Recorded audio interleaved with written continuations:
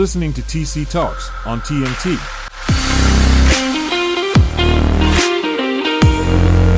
What is going on, everybody? It is TC here, back with another episode of TC Talks, and I got some exciting news for you guys. I am going to be hosting the Winner's Circle by myself. My co-host, Tyler Farringall, has gotten a job at The Score. Yes, 670 of The Score out here in Chicago. That is a sports radio center, for those of you who don't know, who might be outside of the Chicagoland area. So he's going to be doing some training, going through all that, so that's fantastic on his end. He's unfortunately getting out of work at around 5 o'clock, which, as you guys know, is the time that our show starts on Wednesday night. So sportstownchicago.com on your Google, Bing, whatever browser you're using, or in the TuneIn app. You can search sportstownchicago.com to listen to us wherever you go. But in either case, it's going to be TC here hosting the Winner's Circle. It's going to be a TC Talks takeover of the Winner's Circle, and we're going to be talking all things NFL. Might bring up a little bit of Chicago baseball just because I want to rip on my Chicago White Sox that I love so much. But in either case, I would like to dive into what we're going to talk about today, which is even more of my Chicago White Sox. But before we begin to all that, make sure you show us the YouTube love here because, hey, you guys are a YouTube exclusive again here on YouTube. It's because we're having some issues with the videos uploading on Instagram for some reason. So we're going to try to work through that, see if we can get them to upload from a laptop or a computer instead of a phone. So we'll let you guys know what happens, and if we're able to get it going, we'll get it going, and if not, congratulations, you guys are a YouTube exclusive for good. But in either case, we got some Chicago baseball news, and I know the Cubs play today, but their season's over. We don't need to talk about them first. We're going to be talking about the Chicago team that's vying for a playoff spot right now, and that's the Chicago White Sox. They have a doubleheader coming up tomorrow night against the Royals. I guess it's tomorrow afternoon, depending on how you look at it, because one game is at 3:10 Central Time, so plan accordingly if you're out on the coasts. But 3:10 Central Time against the Royals, that's where Lance Lynn is going to be taking on Brady Singer. Now, Lance Lynn had a great outing last time, pitched phenomenal game.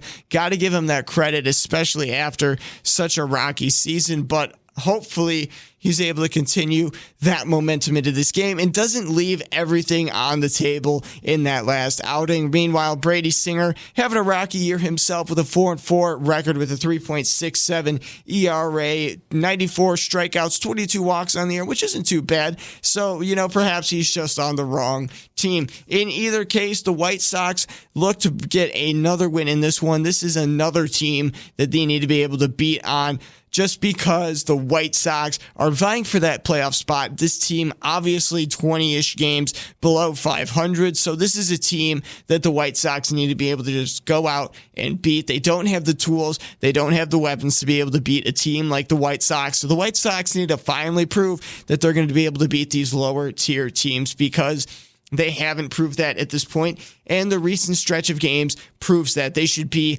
a lot better record-wise than where they are now, but they have nothing to show for playing all these subpar teams over the past week and a half. In fact, it doesn't even seem like their record has improved. They have a 2-game above 500 record right now, and that's because they've dropped multiple games against the Rangers. It's because they dropped a game against the Athletics. They dropped a game against the Rockies, and I understand you might drop one here and there, but dropping them that consistently is going to lead to these White Sox not making the playoffs. Because if you guys remember, I brought it up the last time I spoke to you, the rival Guardians have a 6-game series with the Kansas City Royals to end their season. And if you don't know, the White Sox currently trail the Guardians by 1 game in the division. They trail the Twins by 2, I believe. But in either case, they are on the losing side right now and having 6 games that they're going to win at least 4 or 5 of those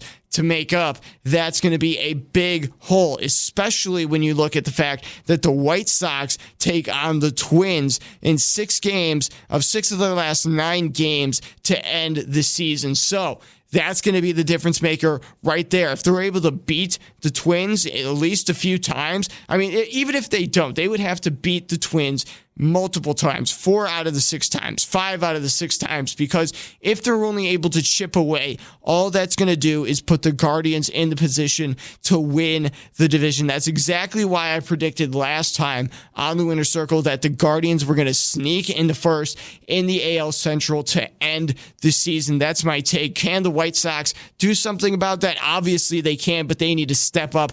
Lance Lynn needs to keep pitching like he did in his last outing.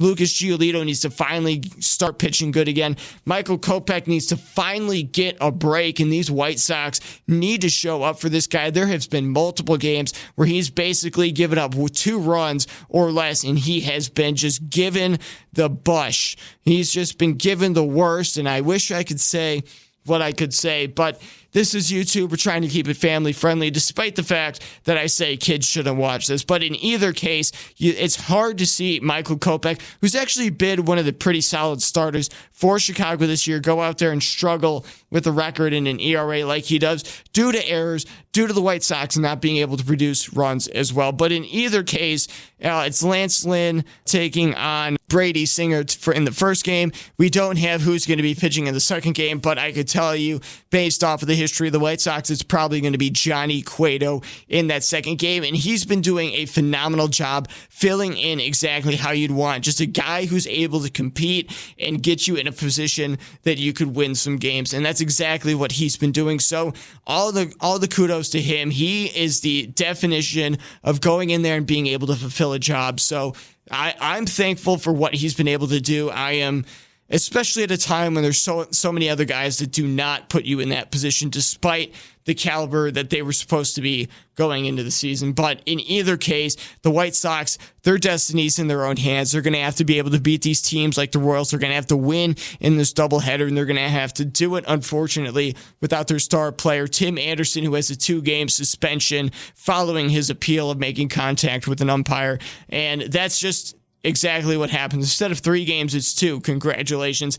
I don't know if there's just like something perhaps in his contract where if he got suspended a certain amount of games, if he missed about this amount of time, et cetera, that would impact some of his bonuses or whatever. Perhaps that's one of the main reasons he looked into that. But at the same time, it seems like it was just a big waste. Now they're going up against a division rival short-handed instead of just going up against the Rangers. Honestly, that's just my opinion. Let me know what you guys think. Do you think it's that big of a deal that they're going to be missing Tim Anderson against the Royals, or do you think they're going to be able to manage themselves? But in either case, there is another Chicago baseball team, and while they might not be the most flashy baseball teams as of this moment, they have a history of just knowing how to show up in weird moments. And they're going to be going up against a bad Nationals team. They are currently 36-74 on the year. The Cubs, not much better, but still a little bit. 43-64 on the year. 5th in the NL Central, and it's not looking too good. But they did have a decent series against the Marlins in that last series they were in. So hopefully they're able to come in, beat up on these Nationals as well, because this is a team they should be able to beat up on. And maybe they can prove to the White Sox that, hey, we might not be better than you, but at least we're going to be able to fight in our clash, maybe do a little punching down, which is something the White Sox rarely do. But in either case, we're talking about the Cubs, who have Keegan Thompson on the mound against Anibal Sanchez in this game. Sanchez 0-4 this season with a 7.65 ERA.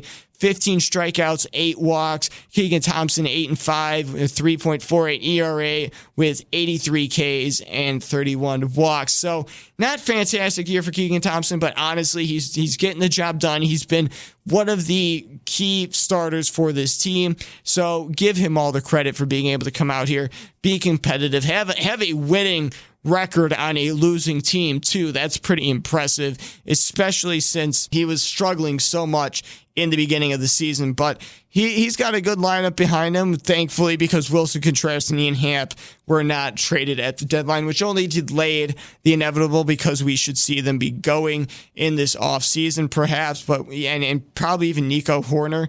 But who knows? Who's to say this Chicago Cubs team is as predictable as I don't even know what's unpredictable. If you tell me what's the most unpredictable thing, then you know that's exactly what the Chicago Cubs are, because you never know what's going to happen with this team. One day they're vying for a championship, the next they're trading all their pieces, which sure, they got the max return that they could for those pieces, but at the same time, let me just say, don't use that as a strategy in Madden 11. I've tried that multiple times, trying to win a Super Bowl with a guy 2 years in a row and then trade him, trying to get a bunch of draft picks for him. But here's the thing, in Madden, you only get 3, so it doesn't really work. But in either case, it's not worth it, and people don't want to give you all the draft picks. But today, the Cubs, they have nothing really to look forward to unless they're able to keep Wilson Contreras and Ian Happ, because Seiya Suzuki, the guy that's supposed to be the savior of this team, has completely fallen off. I don't know if you know this, but